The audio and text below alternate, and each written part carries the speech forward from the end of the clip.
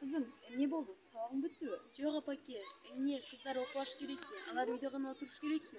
Al sana kim aytты? Daniel деген классташым aytты. Ал эмне? Акылдуу аялдар жөнүндө билбейт бекен? Мисалы Курман Жаннатка. Ал кыз элинен чыккан акылдуу эң биринчи аял. Сен эмне? Конституция дегенди билбейсиңби? Билем элеке, аны сиз мага өзүңүз айтпадыңыз беле? Ошол Конституцияда 24-беренеде балдар менен кыздардын укугу бир деп жазылган. Демекке, мен деген кызга жеп бар. Kızlar, balдар, sizler Konstitusiya degenin ne ekенин билесиңерби? Ошол Конституциянын 24-беренесинде кыздар менен балдардын укугу бирдей деп жазылган. Ошондуктан кыздар да балдар да билим алууга тең укуктуу